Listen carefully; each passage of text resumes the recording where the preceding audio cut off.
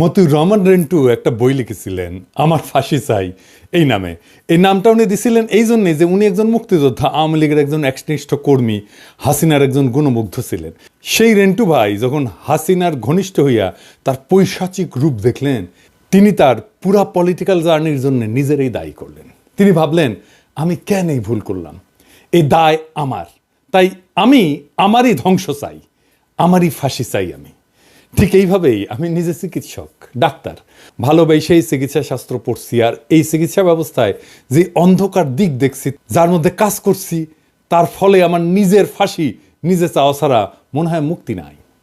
তবে আমি এটাও মনে করি, যে কোনো দেশের স্বাস্থ্য ব্যবস্থার মধ্যে ওই দেশে পরিবর্তনের চাবিকাঠি লুকায় আছে।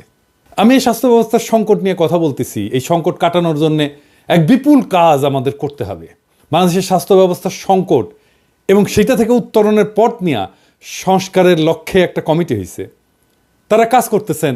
মন্ত্রণালয়ের দায়িত্ব আছেন আমার বন্ধু এবং গুরুজনেরা। তাই এটা আমার দায়িত্ব, আমি স্বাস্থ্য ব্যবস্থার সংস্কার নিয়ে আমি এই মন্ত্রণালয়কে, এই সংস্কার কমিটিকে আমি সাহায্য করব। 2টা এপিসোড করছি, আরও করব। আমি খুবই অবাক হয়েছি, অসংখ্য মানুষ সেই এপিসোডগুলো দেখছে। তার মানে স্বাস্থ্যের মতো বিষয় মানুষের বিশেষ আগ্রহের জায়গা। বাংলাদেশের পুলিশ আর ডাক্তারেরা কিছু মনে করবেন না, বাংলাদেশে এমন কোনো পরিবার নাই যারা স্বাস্থ্য ব্যবস্থা বা পুলিশ দিয়ে ক্ষতিগ্রস্ত হয় নাই। তার মানে এই 2 জায়গায় কি বিপুল আর ব্যাপক মনুমেন্টাল টাস্ক আছে সংস্কারের, সেটা সংশ্লিষ্টরা বুঝতে পারতেছেন কিনা জানি না। কিন্তু আমার মনে হইল যে আমি যেই পাটাতনে দাঁড়ায় সলিউশনগুলো দিয়ে বলতেছি আগের 2 এপিসোডে, সেই পাটাতনে না দাঁড়াইলে আমার সলিউশনটা আমি কেন দিছিলাম সেটা বোঝা যাবে না। আমার সলিউশন কোনো সেন্স মেক করবে না যতক্ষণ পর্যন্ত না যে ইতিহাস বোধের উপরে দাঁড়ায় আমি সলিউশনগুলোর কথা বলতেছি, সেই একই ইতিহাস বোধের উপরে আপনারাও দাঁড়ান, ডাক্তাররাও দাঁড়ায়, স্বাস্থ্য মন্ত্রণালয় দাঁড়ায়, সংস্কার কমিটি দাঁড়ায়। আসেন আমরা আদি ইতিহাস থেকে শুরু করি, চিকিৎসা ব্যবস্থা আর তার বিবর্তনের ইতিহাস দেখি। কোন ভাঙাগড়ার মধ্যে দিয়ে গেছে সেই চিকিৎসা ব্যবস্থা, আজ আমরা যার উত্তরাধিকার। এই চিকিৎসা ব্যবস্থার ফিলোসফিক্যাল জার্নিটা কি, আসেন সেইটা আমরা বুঝে দেখি। সারা দুনিয়াতে স্বাস্থ্য ব্যবস্থার মেরুদণ্ড চিকিৎসক, অথচ এই চিকিৎসকদের বিরুদ্ধে মানুষের পর্বত প্রমাণ অভিযোগ। যে সুস্থ হয়ে বাড়ি যায় সে অভিযোগ করে, যে যায় না সে তো করবেই। তবে এই যে অভিযোগগুলা, এটা যে শুধু বাংলাদেশে তা না, এটা সারা দুনিয়ার চিত্র। কারণটা কি? কারণটা হচ্ছে যে চিকিৎসা শুধু বিজ্ঞান না, এটা একটা আর্ট। সেবাগ্রহীতা হিসেবে থাকে একজন রক্ত মাংসের জীবন্ত মানুষ। সে মানুষটা বাকি সব মানুষের চাইতে আলাদা। তার আলাদা জীবন আছে, সম্পর্ক আছে, স্মৃতি আছে, শিক্ষা আছে। এই বিপুল বৈচিত্র্যকে মায়া দিয়ে, মমতা দিয়ে, দক্ষতা দিয়ে, বিজ্ঞান দিয়ে ম্যানেজ করাটা খুবই জটিল একটা কাজ। এই জটিল কাজটাই করেন ডাক্তার। 2008 সালে হলিউডে একটা সিনেমা হয়েছিল, নাম নাইটস ইন রোদান্থ। সেই সিনেমার নায়ক রিচার্ড টেফানি গেইর অভিনয় করছেন একজন ডাক্তারের ভূমিকায়। সিনেমায় ওই ডাক্তারের নাম হচ্ছে ডাক্তার ফ্লেনার। ডাক্তার ফ্লেনারের হাতে সার্জারির সময় তার এক বৃদ্ধা রোগী সার্জারির বেডেই মারা যায়। ডাক্তার ফ্লেনার আসছেন সমুদ্রের ধারে একটা শহর রোদান্থতে বৃদ্ধার স্বামীকে কৈফিয়ত দিতে। ফ্লেনার বলতেছে যে অ্যানেস্থেশিয়ার জটিলতায় 50,000 জনের মধ্যে একজনের এরকম দুর্ঘটনা ঘটতে পারে, যে দুর্ঘটনাটা তোমার স্ত্রীর ক্ষেত্রে ঘটছে। বৃদ্ধ কিছুক্ষণ চুপ করে শুনে বললেন যে 50,000-এ একজন একটা সংখ্যা, আমাদের 43 বছরের দাম্পত্য জীবন। আচ্ছা ডাক্তার, তুমি কি আমার স্ত্রীর চোখের তারার রংটা দেখছিলা? এই যে আবেগের তীব্রতা, সেটা ডাক্তার ফ্লেনার সামাল দেবে কিভাবে যদি না 2 পক্ষের বিশ্বাস আর এমপ্যাথির একটা সম্পর্ক তৈরি না হয়? পৃথিবীর কোনো পেশাকেই তো এমন তীব্র মানবিক আবেগ মোকাবেলা করতে হয় না। আমার ডাক্তার হওয়ার মোটিভেশন বগুড়ার তারা ডাক্তার, বাবার বন্ধু ছিলেন, আমাদের পারিবারিক বন্ধু ছিলেন, অসম্ভব রূপবান এক মানুষ ছিলেন। এমন মমতায় উনি রুগী দেখতেন, এমন অপূর্ব ছিল ওনার হাসি, ওনার উপস্থিতি রোগ অর্ধেক ভালো কইরা দিত। উনি যখন বগুড়া আলতাফুন্নেসা খেলার মাঠের পাশের রাস্তা দিয়ে স্টেথো গলায় ঝুলায় যাইতেন, হাঁটতেন, তখন মনে হইতো দুনিয়ার সমস্ত সৌন্দর্য উনার উপরে ভর করছে। আমারও ছোটবেলায় মনে হইতো ঠিক এইভাবে স্টেথো গলায় আমাকে মাঠের পাশ দিয়ে হাইটে যেতে হবে। ডাক্তারি পেশা এতটাই সেলিব্রেটেড ছিল, কাঙ্ক্ষিত ছিল, আমি ডাক্তার হইতে হইতে সেই দিনগুলো কোথায় যেন হারায় গেল। আমরা মনে করি যে ডাক্তারেরা সব দেশে, সব যুগে, সব সমাজে সমাদৃত ছিল। কথাটা ঠিক না। পৃথিবীর সব দেশেই সমাজপতিরা চিকিৎসকদের প্রতি ছিলেন নির্দয়। এই ভারতবর্ষে চিকিৎসকরা রোগীর বাসার সামনের দরজা দিয়ে ঢুকতে পারতেন না, তাদের ঢুকতে হইতো যেই পথে ম্যাথরেরা বাসার বর্জ্য নিয়ে যেত। গ্রিসের চিকিৎসককে মনে করা হতো নিচু জাতের কারিগর। রোমান সাম্রাজ্যের চিকিৎসকদের কাজ দেওয়া হতো দাসদের। শেক্সপিয়ার চিকিৎসকদের চিটার্স, মাউন্টেব্যাক্স বলছেন। মাউন্টেব্যাক্স মানে হয়েছে প্রতারক আর কি। ভলতেয়ার বলছিলেন চিকিৎসক তারাই যাদের ওষুধ সম্পর্কে জ্ঞান সামান্য, রোগ সম্পর্কে আরো কম, আর রোগী সম্পর্কে কিছুই জানে না। সেই ভলতেয়ার, যিনি এক বুদ্ধিবৃত্তিক বিপ্লবের জমিন তৈরি করবেন আধুনিক দুনিয়ায়, সেই ভলতেয়ার ডাক্তারদের কি ভাবতেন দেখেন।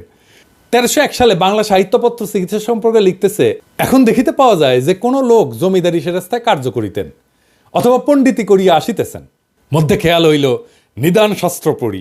তিনি নিদান শাস্ত্র কিছুদিন পড়িয়া বিশেষ একটি উপযুক্ত সাইনবোর্ড লিখিয়া একজন সুচিকিৎসক হইয়া পড়িলেন। ব্যাবিলনের শাসক হাম্বুরাবি একটা অদ্ভুত আইন করছিল, সার্জারিতে ভুল হইলে ডাক্তারের হাত কেটে নেওয়া হবে। মধ্যযুগে পশ্চিমা সাহিত্য বাচাল, ভার, অর্থলোভী, অপদার্থ চিকিৎসকদের নিয়ে কৌতুকের সরাসরি।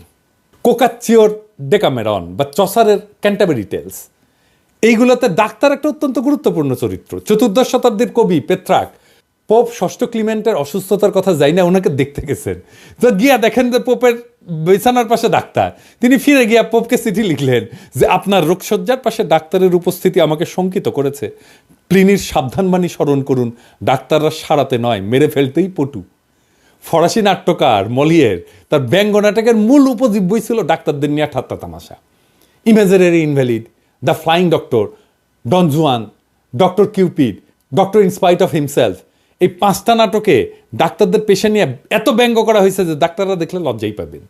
জর্জ বার্নার্ড শর একটা নাটক আছে ডক্টর ডিলেমা নামে, সেখানে বার্নার্ড শ ভূমিকা লিখছেন যে 100 টাকা পারিশ্রমিক নেওয়া বড় ডাক্তার কখনো 10 টাকা পারিশ্রমিকের ডাক্তারের সাথে একমত হবেন না, কারণ সেক্ষেত্রে তার বাড়তি 90 টাকার দাবিটা খেলেও হয়ে যায়। নেপোলিয়ান বলছিলেন যে মানুষ মারার অপরাধে পরলোকে গিয়া আমাদের মতো সেনাপতিদের চাইতে ঢের বেশি জবাবদিহি করতে হবে ডাক্তারদের। টলস্টয় ওয়ার অ্যান্ড পিস লিখতেছেন, ওখানে কৌতুক ভরে খোঁচা দিয়া লিখতেছেন, যদিও ডাক্তারেরা চিকিৎসা করেছিল, ওষুধ খাইয়েছিল, রক্ত মক্ষণ করেছিল, তবুও সে ভালো হয়ে উঠল, মানে তার মারা যাওয়ারই কথা ছিল যেহেতু ডাক্তার আসছে। কিন্তু ইতিহাসে আরো আগে চিকিৎসকের নিরাময় করার অদ্ভুত ক্ষমতাকে মানুষ কিন্তু বন্দনা করছিল। জনগণের রোগ থেকে আরোগ্য লাভের আকাঙ্ক্ষা এত প্রবল হয়ে উঠছিল যে চিকিৎসকের দেবতার আসনে বসানো শুরু করলো তারা। মিশনে ইমহটপ, আইসিস, গ্রিসে এসক্লেপিয়াস, ভারতে ধন্বন্তরী। ধর্মও ঈর্ষা করতে শুরু করছিল চিকিৎসকদের। যিশু বলছিলেন যারা ঈশ্বরের অবহেলা বা পাপ করবে তারা চিকিৎসকের হাতে পড়ার মতো শাস্তি পাবে। কিন্তু অলৌকিক নিরাময়ের ক্ষমতা প্রদর্শন হয়ে উঠল মানুষের মন জয়ের অন্যতম উপায়। যিশু নিজেই রোগাক্রান্তকে নিরাময় করে তার ঐশ্বরিক ক্ষমতা প্রমাণ দিয়েছেন। এমনকি গৌতম বুদ্ধ। এখনো ক্যাথলিক ফাদার হওয়ার শর্ত হচ্ছে কমপক্ষে 2টা অলৌকিক নিরাময়ের ক্ষমতা দেখাইতে হবে। চিকিৎসার সাথে অলৌকিকত্ব আর চিকিৎসককে দেবত্ব আরোপ করার ফলে লাভ হইল না চিকিৎসকের বা চিকিৎসাবিদ্যার, কারণ চিকিৎসক তো দেবতা না, তার মধ্যে কোনো ঐশ্বরিক ক্ষমতাও নাই। চিকিৎসকের কাছে মানুষের প্রত্যাশা এত উঁচুতে পৌঁছাইল যে সেদিন থেকে চিকিৎসকরা হেরে গেলেন সেই খেলায়। তারপরেই এইভাবে মধ্যযুগের সাহিত্যে চিকিৎসকদের এই অবস্থা। তবে এই অবস্থার আবার পরিবর্তন হইল অষ্টাদশ শতাব্দীর শেষ দিকে, তখন কলোনি মাস্টাররা যাচ্ছেন সারা দুনিয়ায়, নতুন নতুন যুদ্ধবিগ্রহ লেগেই আছে। সেই প্রথম ব্যাপকভাবে সেনাবাহিনীতে নেওয়া হতে থাকলো তরুণ ডাক্তারদের। ছড়ায় ছিটিয়ে থাকা ডাক্তাররা একটা সুসংগঠিত বাহিনীর সদস্য হয়ে ছড়ায় পড়লো সারা দুনিয়ায়, মিশতে থাকলো সাধারণ মানুষের সাথেও। মানুষেরা দেখলো ক্ষমতাবান কিন্তু মাটির কাছাকাছি মানুষ। 19 শতকের মাঝামাঝি সৎ আদর্শবাদী চিকিৎসকদের দেখতে শুরু করলো পৃথিবী। সাহিত্যও ছাপ পড়ল। 1872 সালে প্রকাশিত হলো জর্জ এলিয়টের মিডল মার্চ। তার নায়ক এক অসাধারণ আদর্শবাদী চিকিৎসক টার্সিয়াস লিডগেট। লেখা হলো Madame Bovary, enemy of the people, যা থেকে সত্যজিৎ রায় বানাইলেন গণশত্রু সিনেমাটা, doctor Pascal, Arrowsmith, Citadel, Plague. Bangla সাহিত্য লেখা হলো দত্তা, পথের দাবি, আরোগ্য নিকেতন, অগ্নি। সিনেমায় উত্তম কুমারের সবচেয়ে উজ্জ্বল চরিত্র অভিনয় ছিল ডাক্তারের চরিত্র, দেশপ্রেমিক, আদর্শবাদী, মহান পেশায় ব্রতী, নির্লোভ মহাপুরুষের প্রতিচ্ছবি। সেই সময়টাই ছিল চিকিৎসা পেশার স্বর্ণযুগ। আর আজকের বাংলাদেশের স্বাস্থ্য ব্যবস্থার সমস্যা আরও জটিল, কারণ পুরা সিস্টেম ভয়াবহ করাপশন ঢুকছে। রোগী ধরা দালাল, ডায়াগনস্টিক সেন্টারের কমিশন, হাসপাতালগুলোর রোগী ধরা বাণিজ্য, কিছু বড় বড় ফার্মাসিউটিক্যাল কোম্পানি একটা বড় অংশের ডাক্তারদের সাথে মাসোহারার সম্পর্ক, কিছু ডাক্তারদের মারাত্মক পেশাগত অদক্ষতা, রোগীদের সাথে দুর্ব্যবহার, আর এই সিস্টেমটাকে টিকায় রাখার জন্য গড়ে ওঠা কায়েমি স্বার্থবাদী গোষ্ঠী পরিস্থিতিকে জটিল থেকে জটিলতর করে তুলছে। মানুষ বুঝতে পারে যে এই ব্যবস্থা অত্যন্ত করাপ্ট, তাই সে মাঝে মাঝে তার ক্ষোভ ঝাড়ে ফ্রন্ট লাইনে থাকা ডাক্তারদের উপরে। অভিযোগ ভুল চিকিৎসার। ডাক্তাররা কেন ভুল চিকিৎসা করে? এর দায় কি শুধু ডাক্তারের? WHO বলে যে পশ্চিমা স্বাস্থ্য ব্যবস্থাতে 10% রোগী ভুল চিকিৎসার শিকার হন। চিকিৎসার ঝুঁকি থাকবেই। অত্যন্ত অভিজ্ঞ এবং যত্নশীল চিকিৎসকেরও ভুল হইতে পারে, কারণ প্রত্যেকটা রোগাক্রান্ত শরীর আপন বৈশিষ্ট্য অনন্য। শরীর সবসময় বইয়ের টেক্সট মাইনে চলে না, এটাই বিজ্ঞান। কিন্তু এই যুক্তি মানুষ মানবে কেন যদি তা একটা করাপ্ট সিস্টেমের মধ্যে থাকা একজন মানুষের কাছে শোনে? ডাক্তারদের সাথে আস্থার বিশ্বাসের সম্পর্ক তৈরি করতে 2000 বছর লাগছিল সভ্যতার। এই ইতিহাস যদি ডাক্তাররা জানতো তাহলে মাত্র 50 বছরের মধ্যে সেটাকে ধূলিসাৎ করে দিতে পারতো না। সেই জন্যেই স্বাস্থ্যের জন্য দরকার একটা ফাদার ফিগার। ডাক্তার জাফরুল্লাহ চৌধুরীর মতো, যে নিজে ডাক্তার, সমস্যাটা ভালো বুঝে, আবার জনতার সাথে সম্পর্কিত, মানুষ তাকে বিশ্বাস করে। এমন ফিগার ছাড়া আপনি স্বাস্থ্যে কোনো সংস্কার করতে পারবেন না। আমাদের দুর্ভাগ্য, যখন আমরা সংস্কার করতে যাচ্ছি তখন জাফর ভাই আমাদের মাঝে নাই। বিষয়টা আরো গভীরে যায় দেখি ডাক্তারদের তরফ থেকে তারা কোন জটিল সমস্যার মধ্যে থেকে কাজটা করে সেটা না জানলে শুধু দোষ দেওয়া সমস্যার সমাধান হবে না। প্রাচীনকালে চিকিৎসকরা রোগীর চিকিৎসা করতে করতে অভিজ্ঞতা সঞ্চয় করতেন। সেই সঞ্চিত জ্ঞান তিনি পরের প্রজন্মকে দিয়ে যেতেন। আর আজকে চিকিৎসক যখন রোগীকে চিকিৎসা দেন, রোগ নির্ণয় করেন, সেই চিকিৎসার পিছনে থাকে কোনো না কোনো গবেষণা। সেই গবেষণার উপরে ভর কইরা চিকিৎসক তার সিদ্ধান্ত নেন। কিন্তু খুবই উদ্বেগের ব্যাপার, চিকিৎসা ক্ষেত্রে গবেষণার ফলাফল যেটা দাবি করা হয়েছিল, অন্য গবেষকেরা সে একই পরীক্ষা করে সেই ফল পাচ্ছেন না। বিষয়টা আর একটু পরিষ্কার করে বুঝি। বৈজ্ঞানিক গবেষণার একটা মূল বিষয় হলো রিপ্রোডিউসিবিলিটি। তার মানে যে কোনো পরীক্ষা আবার কইরা দেখানো যেতে পারে, বারবার করলে একই ফল আসবে। এখানেই বিজ্ঞানের সাথে অন্য বিষয়ের তফাৎ। সেই কারণেই যেখানে এমনটা ঘটে না সেগুলোকে আমরা অবৈজ্ঞানিক বিষয় বলি। আমি যদি 2 অণু হাইড্রোজেন আর 1 অণু অক্সিজেনকে মিশে তার ভিতর দিয়ে বিদ্যুৎ চালনা করি, তাহলে আমি পানি পাবো। এটাই আমার যদি গবেষণা হয়, তাহলে আমার এই পদ্ধতি ব্যবহার করে সবাই একইভাবে পানি বানাইতে পারবে। যতবার এটা করবে ততবারই একই ফল আসবে। এটাকে বলে রিপ্রোডিউসিবিলিটি। আর এটা যদি না ঘটে তাহলে বলতে হবে আমার গবেষণাটা ভুল বা আমার পদ্ধতি অবৈজ্ঞানিক। একই পর্যবেক্ষণ অনেকবার করে দেখানোই হলো বিজ্ঞানের বৈশিষ্ট্য। অথচ চিকিৎসা বিজ্ঞান সংক্রান্ত গবেষণায় ভয়ানক অবস্থা। প্রকাশিত গবেষণায় যা ফল পাওয়া যায় বলে দাবি করা হচ্ছে, তার বেশিরভাগই আবার নতুন করে গবেষণা করলে আর পাওয়া যাচ্ছে না। মানে আগের গবেষণাটাই ছিল ভুয়া। এটা সামান্য কথা না, কারণ এই গবেষণার উপর ভিত্তি করে চিকিৎসার ব্যবস্থা তৈরি হয়েছে। সেই চিকিৎসা লাখ লাখ লোককে দেওয়া হয়েছে। এই দায় কি তাহলে চিকিৎসকের? 2011 সালে আমেরিকার ভার্জিনিয়া বিশ্ববিদ্যালয়ের সাইকোলজিস্ট ব্রায়ান নোসেক তার সহকর্মীদের নিয়ে সাইকোলজির প্রায় 100টা গবেষণা আবার করছিলেন। এই কাজটা ইন্ডিভিজুয়ালি করা হয় না, কারণ বিজ্ঞানীদের যা দিয়ে উৎসাহ দেওয়া হয়, যেমন স্কলারশিপ, পুরস্কার, কমিটি মেম্বারশিপ, এগুলো পাইতে হলে চমৎপ্রদ গবেষণার ফলাফল দেখাইতে হয়। তাই আগে হওয়া গবেষণা নিয়ে কেউ আর কাজ করতে চায় না, একই কাজ আর একবার করে দেখতে চায় না। অবাক ব্যাপারে 100টা গবেষণার 3 ভাগের 1 ভাগ গবেষণা ফল ভুয়া। মানে আগের ফলের সাথে নতুন ফল মিলতেছে না। 2015 সালে সায়েন্স জার্নালে প্রকাশিত হয়েছিল সেই ফলাফল, 3 ভাগের 1 ভাগ ভুয়া। তাইলে এই গবেষণাগুলোর উপর ভিত্তি করে যে চিকিৎসা তৈরি হয়েছিল তার 3 ভাগের 1 ভাগ ভুল হবেই, যার দায় চিকিৎসকের না। অনেকে মনে করতে পারেন সাইকোলজিতে মন নিয়ে কারবার, সেই মন তো আসলে অধরা, ধরা যায় না, তাই হয়তো এরকম অবস্থা। অন্যান্য শাখায় অবস্থাটা হয়তো তেমন খারাপ না, কিন্তু না। 2011 সালে বিখ্যাত ফার্মাসিউটিক্যাল কোম্পানি বায়ার জানাইলো যে ক্যান্সার সংক্রান্ত অনেক গবেষণা তাদের গবেষকরা আবার করে দেখছেন এবং মাত্র 4 ভাগের 1 ভাগ গবেষণার ফল মেলাইতে পারছেন। মানে 75 ভাগ ফল ভুয়া। পরের বছর আরেক ফার্মাসিউটিক্যাল কোম্পানি অ্যামজেন জানাইলো ক্যান্সার সংক্রান্ত বিখ্যাত 53টা গবেষণার মধ্যে মাত্র 6টার ফল তারা আবার মেলাইতে পারছে। মানে শতকরা 89 ভাগ গবেষণার ফল ভুয়া। একজনের গবেষণার প্রাপ্ত ফলের উপরে কাজ করে পরে কেউ একজন কাজ করে, এভাবে বিজ্ঞান আগায় চলে। তাহলে জ্ঞান যা গড়ে উঠছে তা কিসের উপরে গড়ে উঠছে? ভুয়া গবেষণা। Brian Nosek center for open science বলে একটা প্রতিষ্ঠান করছেন। তারা ক্যান্সার সংক্রান্ত 50টা নাম করা গবেষণা প্রবন্ধের ফলাফল পরীক্ষা করে দেখতে শুরু করলেন। 2012 সালে 5টা পরীক্ষা তারা করছিলেন প্রথমে, তার মধ্যে মাত্র 2টা পরীক্ষার ফল মিলছে, তা পুরোপুরি না। তাহলে এর অর্থ কি? এটা গবেষণা? এই গবেষণা ফাঁক ছিল, যা আগেই ধরা পড়ার কথা ছিল, অন্তত প্রকাশিত হওয়ার আগেই। তাহলে চিকিৎসা বিজ্ঞান কার উপরে নির্ভর করবে? এই ভুল আর মিথ্যা গবেষণা কর্মের উপরে এগুলো ছাপা হয়েছিল বিখ্যাত সব মেডিকেল জার্নালে। কিভাবে সেগুলো ছাপা হইলো? এত রিভিউয়ার আছে জার্নালগুলোর, তাদের কারো কাছে গবেষণার ফাঁক ধরা পড়লো না। এই রিভিউয়ের প্রসেসটা বলি, যারা এই বিষয়টা সম্পর্কে জানেন না। ধরা যাক আপনি একটা গবেষণা ফলাফল পাঠালেন একটা জার্নালে ছাপানোর জন্য, সেই লেখাটা কয়েকজন সেই ফিল্ডের কয়েকজন প্রথিতযশা রিভিউয়ারের কাছে পাঠানো হবে রিভিউ করার জন্য, অনেকটা পরীক্ষার খাতা দেখার মতো। তারা সেই গবেষণাটা নিরীক্ষা করে দেখবেন গভীরভাবে যে গবেষণাটা ঠিক আছে কিনা। কিন্তু আসলেই কি তারা খুঁটায় খুঁটায় দেখেন? 1998 সালে বিখ্যাত মেডিকেল জার্নাল ব্রিটিশ মেডিকেল জার্নালের সম্পাদিকা ফিওনা গডলি একটা দুষ্টামি করে পরীক্ষা করছিলেন। তিনি একটা মন গড়া প্রবন্ধ 200 জনকে পাঠাইছিলেন এবং ইচ্ছে করেই 8 ধরনের ভুল ঢুকাই দিছিলেন। কেউই 8টা ভুল ধরতে পারেনি। 200 জনের কেউ 8টা ভুল ধরতে পারেনি। গড়ে সবাই 2টা করে ভুল ধরতে পারছিলেন। ইন্টারেস্টিং ফাইন্ডিংস এটা। আগের যে উদাহরণগুলো দিলাম সেখানেও দেখছেন 1/4 গবেষণা আসলে ভালো, 3/4 গবেষণা আসলে ভুয়া। হার্ভার্ডের একজন বিজ্ঞানী জন বোহানান একটা ধুনফুন গবেষণাপত্র যা পুরাটাই ভুয়া, তিনি সেটা 304টা জার্নালে পাঠাইছিলেন। সে বানায় লেখা গবেষণায় লাইকেন জাতীয় একটা গুল্মের ক্যান্সার রোধী কার্যকারিতা নিয়ে তথাকথিত গবেষণায় গালগল্প করছিলেন। আশ্চর্য কথা, কেউই এই গালগল্প ধরতে পারেনি, কেউ না।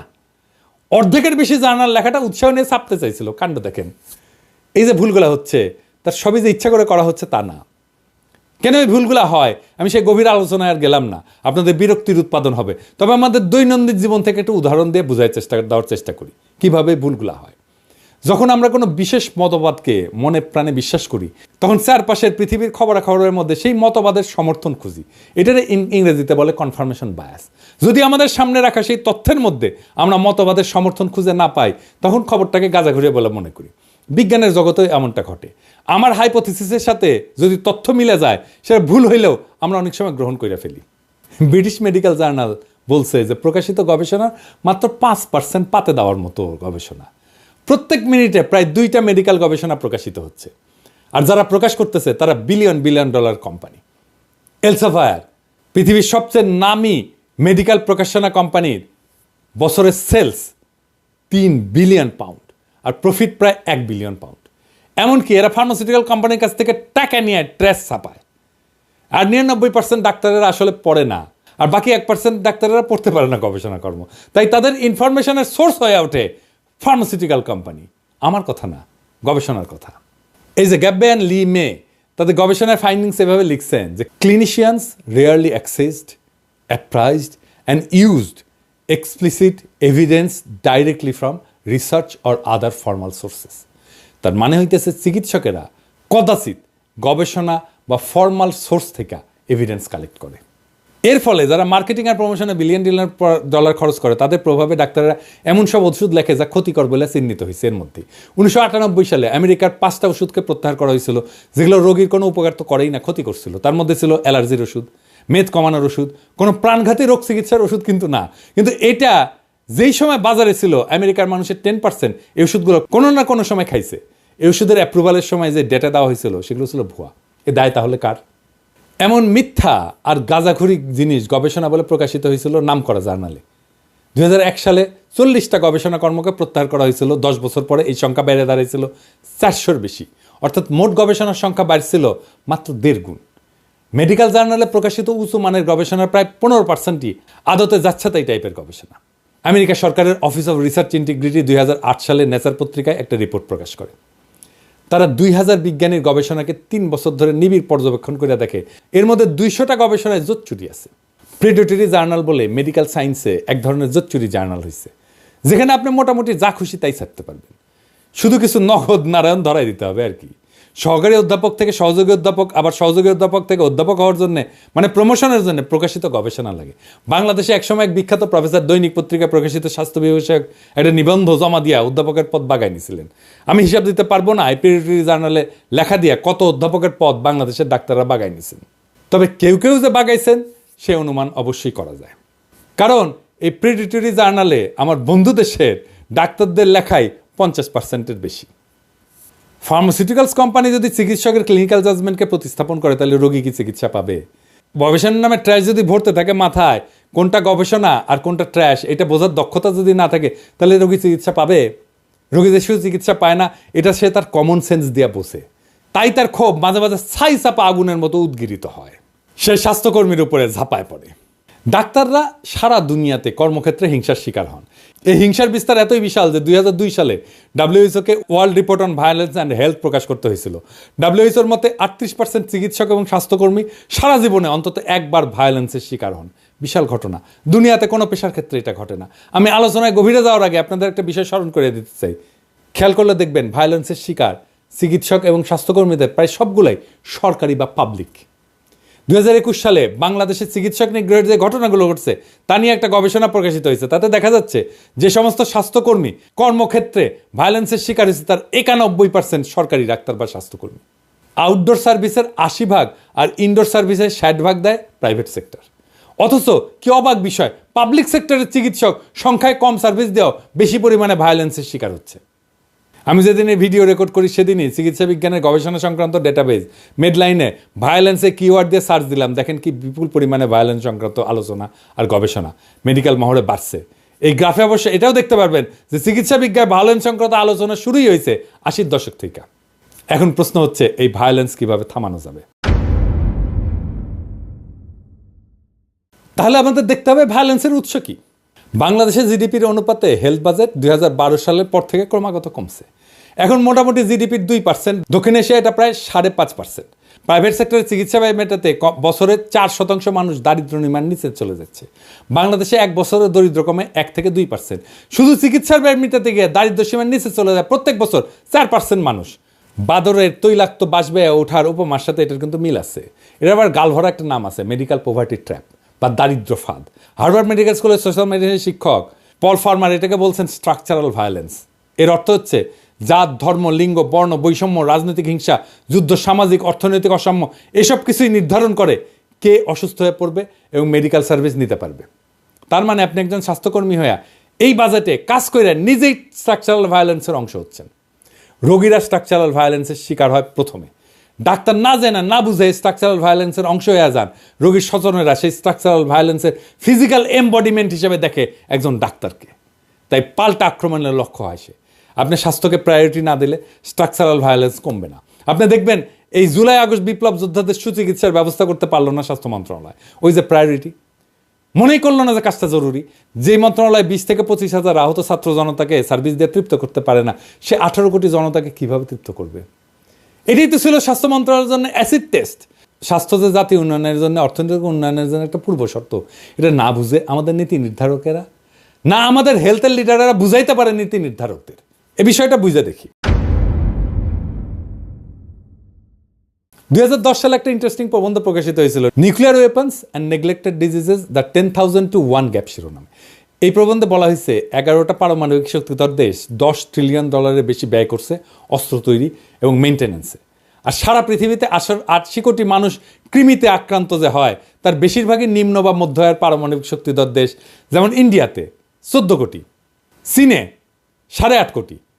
নেগলেক্টেড ডিজিজ কন্ট্রোলের জন্য বরাদ্দ সারা দুনিয়ায় $1 বিলিয়ন কম, অর্থাৎ $10 ট্রিলিয়ন পারমাণবিক অস্ত্র সম্ভারের 10,000 ভাগের 1 ভাগেরও কম।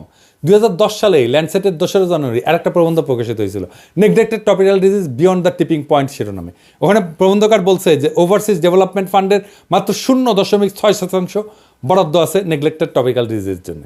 মাইকেল মমার এসব বিশ্লেষণ করে বলছিলেন যে স্বাস্থ্য হইল দীর্ঘ সামাজিক প্রক্রিয়ার পরিণতি এবং ফলাফল। এই যে স্ট্রাকচারাল ভায়োলেন্স, তার শিকার হচ্ছে সাধারণ মানুষ, যাদের এই ভায়োলেন্সে কোনো ভূমিকা নাই, ভাষ্য নাই, কোনো অবস্থিতিও নাই। বাংলাদেশের মানসিক চিকিৎসকরা সম্প্রতি বলছেন যে বাংলাদেশের 4 জনের মধ্যে 1 জন মানসিক রোগে ভুগতেছেন। প্রত্যেক বছর 10,000 জন মানুষ আত্মহত্যা করতেছে। এর কারণ হিসাবে বেকারত্ব, হতাশার কথা বলছেন ডাক্তাররা সাহেবেরা। এটা খুব গুরুত্বপূর্ণ কথা বলছেন, তা হচ্ছে বিচারহীনতা। তার মানে সাম্য এবং ন্যায় বিচার শুধু রাষ্ট্রের স্বাস্থ্যের জন্যই জরুরি না, ব্যক্তির স্বাস্থ্যের জন্যও জরুরি। ভায়োলেন্সের the medicine the necessary politics of public health প্রবন্ধে বলা হয়েছে এই ভায়োলেন্সের ট্রিগারিং ফ্যাক্টরগুলোর সামাজিক এবং রাজনৈতিক ডাইমেনশন আছে। ভায়োলেন্সের প্রশ্নের সাথে জড়ায় আছে গ্লোবালাইজেশনের বিতর্ক। আলমা তার প্রাইমারি হেলথ কেয়ারের ঐতিহাসিক ঘোষণায় স্বাস্থ্য নিশ্চিত করার শর্ত হিসেবে শান্তি নিশ্চিত করার কথা বলা হয়েছিল, রাষ্ট্রীয় সংঘাত বন্ধ করার কথা বলা হয়েছিল, আর নিরস্ত্রীকরণের উপরে জোর দেওয়া হয়েছিল। ডাক্তারির খুব একটা অন্তর্গত দার্শনিক কন্ট্রাডিকশন আছে। আপনি খেয়াল না রাখলেই পা স্লিপ কাটবেন। এটা যে শুধু ডাক্তারদের বুঝলে হবে না, এটা বুঝতে হবে সবাইকেই। কত ধরনের সূক্ষ্ম সূক্ষ্ম ফাঁদ আছে, ট্র্যাপ আছে, পিছল জায়গা আছে, যেটা আমাদের খুব গভীরভাবে বোঝা দরকার। তাছাড়া শুধু ডাক্তারদের দোষী দেবেন কিন্তু ফল আসবে না। সংস্কারের কথা বলবেন, সংস্কার হবে না। কারণ মূল সমস্যার গভীরে যে বুঝতে হবে কোথায় সমস্যা। এই যে মেডিসিন শাস্ত্র বা চিকিৎসাবিদ্যা, এটার অন্তর্গত একটা হিংসার উপাদান আছে। একদিকে মেডিসিন আর্ট অফ হিলিং, আরেকদিকে রোগের হন্তারক। দুই ক্ষেত্রেই মেডিসিনের কেন্দ্রে আছে মানুষ। মেডিসিনের ঐতিহাসিক বিবর্তনের মাঝে অন্তর্গত যে দ্বন্দ্ব এবং টানাপোড়েন আছে, এইটা নিয়ে দেরিদার একটা লেখা আছে প্লেটোস ফার্মেসি নামে, আগ্রহীরা পড়ে দেখতে পারেন। সেখানে তিনি বলছেন ফার্মাকন এই শব্দটার অর্থ একদিকে বিষ, আরেকদিকে অমৃত বা নিরাময়কারী। মেডিসিনও তাই। আবার দেখেন, আমরা রোগকে দেখি বায়োলজির দৃষ্টিতে, কিন্তু রোগকে বায়োলজির দৃষ্টিতে দেখার একটা বিপদ আছে।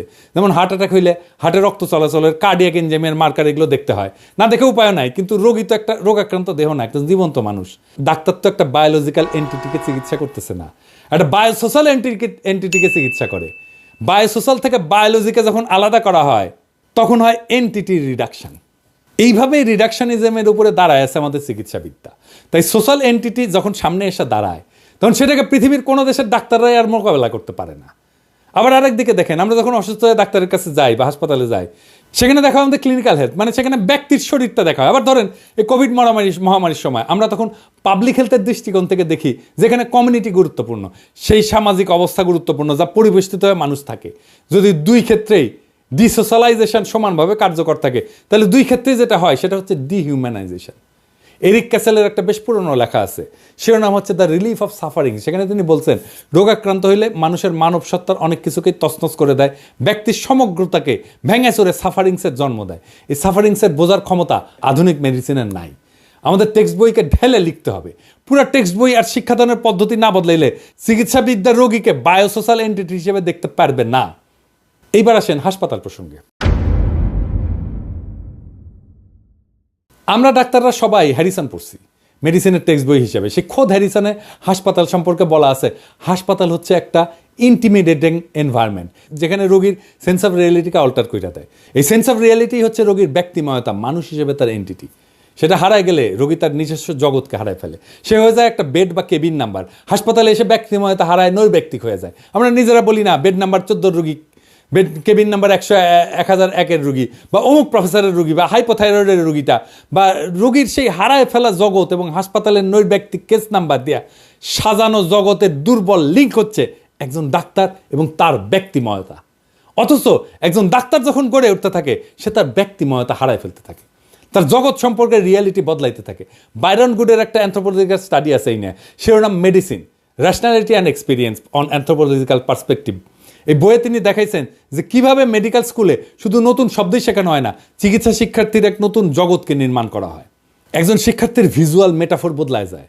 অ্যানাটমির কাছে ত্বক, যা অনুভূতির অঙ্গ, তা হয়ে ওঠে একটা শিক্ষার সামগ্রী, যা মাইক্রোস্কোপের নিচে দেখার অবজেক্ট। মোদ্দা কথা, চিকিৎসাবিদ্যা চিকিৎসককে যে বিপুল জ্ঞান সম্ভার দেয়, তাতে রোগী নিজের দেহ এবং অস্তিত্ব সম্পর্কে একটা হীনমন্যতায় ভোগে। এটাকে দর্শনের ভাষায় বলা হয় এপিস্টেমোলজিক্যাল হাইপোকন্ড্রিয়া। এই এপিস্টেমোলজিক্যাল হাইপোকন্ড্রিয়ার এক ধরনের নমনীয় হিংসা, এবং এই হিংসা ধারণ করেন চিকিৎসক নিজেই। আপনি খেয়াল করলে দেখবেন কিছু ডাক্তার তার রোগীকে অবলীলায় বলে, আপনি বুঝবেন না, আপনি কি ডাক্তার? আমি নিজে ডাক্তার হয়ে শুনি, আপনি কি স্পেশালিস্ট? আমি যদি স্পেশালিস্ট হয়ে প্রশ্নটা করতাম তখন কি বলতো আল্লাহ মালুম। আর্থার ক্লিনম্যানের একটা বই আছে, বেশ পুরানো কিন্তু প্রাসঙ্গিক। বইটার নাম ইলনেস ন্যারেটিভ। তিনি বলছেন, ডাক্তারদের সিলেবাসে এই বিশ্বাস জন্মানো হয় যে ডাক্তারদের জানা প্রয়োজন শুধু রোগের বায়োলজি, রোগের সাইকোলজিক্যাল, সোশ্যাল, কালচারাল অ্যাসপেক্ট জানাটা জরুরি না। ফলে একটা রোগ যখন রোগীর জীবনে একাধিক অর্থ নিয়ে হাজির হয়, সেটাকে বায়োমেডিক্যাল মডেলের মধ্যে ধরার চেষ্টা করা হয়। তখন শুরু হয় প্রসেস অফ ডিহিউম্যানাইজেশন। অথচ আমরা যেদিকে তাকাই না কেন, চারিদিকে আছে মানুষ, তার সমস্ত আকাঙ্ক্ষা, অপ্রাপ্তি, অসাম্য নিয়ে। সে মানুষকে বাদ দিয়ে আমরা হামলায় পড়ি তার রোগের উপরে। রোগীর মধ্যে হাজির থাকা বায়োসোশ্যাল এন্টিটির বদলে রোগের উপরে হামলায় পড়ার ঘটনা ঘটে মেডিকেল ইন্ডাস্ট্রিয়াল কমপ্লেক্সের নিপুণ পরিচালনায়। কি এই মেডিকেল ইন্ডাস্ট্রিয়াল কমপ্লেক্স? 1980 সালের 23 October new England journal of মেডিসিনের সম্পাদক আর্নল্ড রেনম্যান একটা সারা জাগানো প্রবন্ধ লিখছিলেন, the new medical industrial complex নামে। তিনি পাঠকদের সতর্ক করে দিয়ে বলছিলেন যে এই মেডিকেল ইন্ডাস্ট্রিয়াল কমপ্লেক্স আমাদের ফিউচার মেডিকেল সিস্টেমের দখল নিয়ে নেবে, কিন্তু তারা আমাদের অ্যাকচুয়াল হেলথ প্রায়োরিটিকে গুরুত্ব দেবে না। তাই কিন্তু হয়েছে আজ প্রায় $11 ট্রিলিয়ন বাণিজ্য ক্ষমতা সম্পন্ন হেলথ কেয়ার ইন্ডাস্ট্রি প্রায়োরিটি কি? এদের প্রায়োরিটি টাকা চুল গজানোর ওষুধ বা পৌরুষ জাগ্রত করার ওষুধ। টিবির ওষুধ আসেনি আজ পর্যন্ত 50 বছর। রিফাম্পিসিন কিন্তু টিবির ওষুধ হিসেবে আবিষ্কার হয়নি, লেপ্রোসির ওষুধ হিসেবে আবিষ্কার হয়েছিল, জানেন নিশ্চয়ই। ফাইলিয়ার বা কৃমির ওষুধ তৈরি হয় না। আরেকটা জায়গায় যেখানে তারা ওষুধ তৈরি করে সেটা হচ্ছে ক্যান্সারের ওষুধ, কারণ ক্যান্সার রোগীর পরিবার আর তার স্বজনদের অসহায়ত্বকে ক্যাপিটালাইজ করে সর্বোচ্চ মুনাফা তৈরির সুযোগ তৈরি করে দেয়।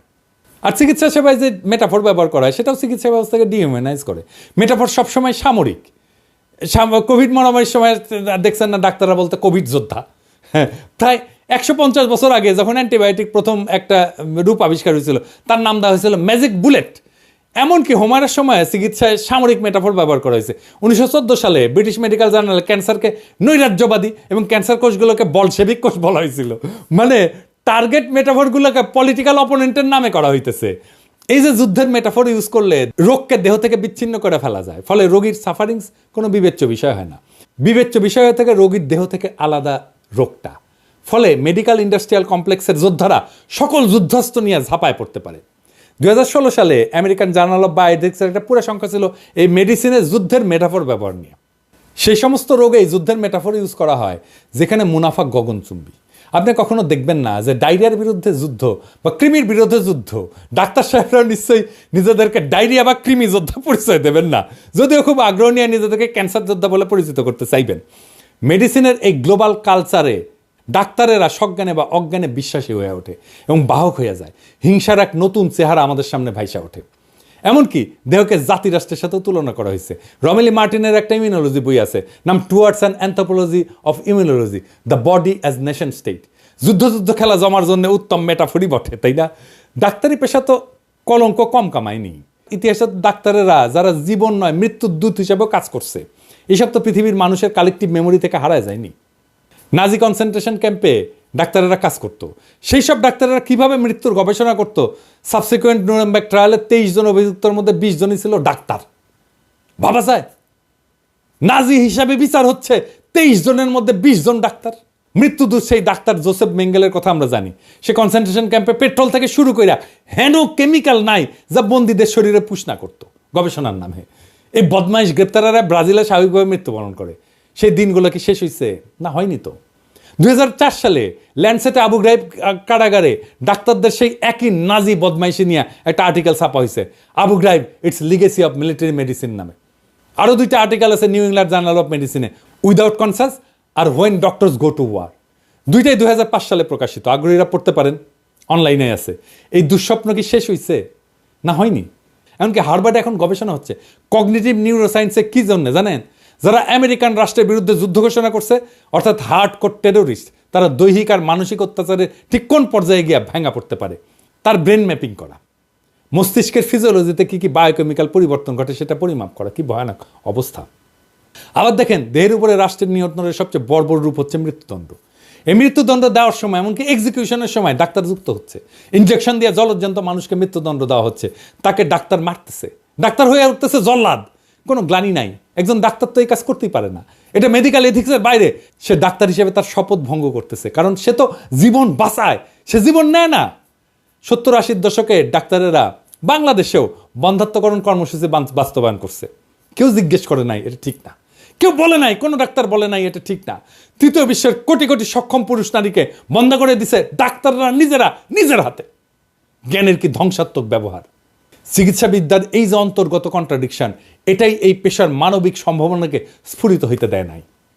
অন্তর্গত গভীর হিংসার বোধ থেকে একজন মেঙ্গেল তৈরি করে, একজন জল্লাদ তৈরি করে, হাজার হাজার বন্ধাকরণ কর্মী তৈরি করে যারা তাদের পেশা নিয়ে গর্ব করে। গবেষণার তথ্য লুকায় রফেকক্সিবের মতো ওষুধ কোটি কোটি মানুষকে খাওয়ায় দেয় বিনা গ্লানিতে। খুব সহজেই এরা বিগ কর্পোরেশনের অংশ হয়ে যায়। তৈরি হয় দানবীয় মেডিকেল ইন্ডাস্ট্রিয়াল কমপ্লেক্স, যার একমাত্র লক্ষ্য মুনাফা আর মুনাফা আর মুনাফা। এই হিংসাই হইতেছে সেই বিপন্ন বিস্ময়। 18 শতকের সার্জন এবং অ্যানাটমিস্ট উইলিয়াম হান্টারের ভাষায় নেসেসারি ইনহিউম্যানিটি। তিনি তার ছাত্রদের বলতেন, earn a necessary inhumanity by dissecting the dead. একটা বিখ্যাত বাংলা কবিতা আছে উইলিয়াম হান্টারের মেটাফর নিয়া, মনে পড়তেছে কি? জীবনানন্দ দাশের কবিতা। আরও এক বিপন্ন বিস্ময় আমাদের অন্তর্গত রক্তের ভিতর খেলা করে, আমাদের ক্লান্ত করে। লাশ কাটা ঘরে সেই ক্লান্তি নাই, তাই লাশ কাটা ঘরে চিত হয়ে শুয়ে আছে টেবিলের পরে। এই লাশ কাটা ঘর থেকেই শুরু হয় একজন ডাক্তারের নেসেসারি ইনহিউম্যানিটি। ওই নেসেসারি ইনহিউম্যানিটি থেকে চিকিৎসাবিদ্যা মুক্তি না পাইলে শতাব্দীর পর শতাব্দী চেষ্টা করলেও পৃথিবীর কোনো দেশেই ডাক্তাররা কখনো মানুষের প্রিয়জন হইতে পারবেন না। হে স্বাস্থ্য মন্ত্রণালয়ের নেতারা, ডাক্তারি শাস্ত্রের এই অন্তর্গত দুর্বলতা ঐতিহাসিক স্খলন আর তার সাথেই বিপুল মেডিকেল ইন্ডাস্ট্রিয়াল কমপ্লেক্সের সাথে লড়াই করতে পারবেন? আমি ভয় দেখাইতেছি না, কাজটা কত ব্যাপক আর বিপুল তা মনে করাই দিচ্ছি আর কি। স্বাস্থ্য মন্ত্রণালয়ে পলিটিক্যালি এক্সট্রিমলি পাওয়ারফুল তীক্ষ্ণ বেদার পপুলার লিডার পেলে কাজটা সহজ হইতো। এটা ছাড়া যে পারবেন না তা না, কিন্তু জানা বোঝাটা খুব পরিষ্কার না হইলে আপনি এই কাজটা এমনকি শুরুও করতে পারবেন না। বলবেন সংস্কার, হবে না সংস্কার। তবে আমার শুভকামনা রইল, কোথাও আমার সাহায্য করার জায়গা থাকলে জানায়েন, করব। ইনকিলাব জিন্দাবাদ।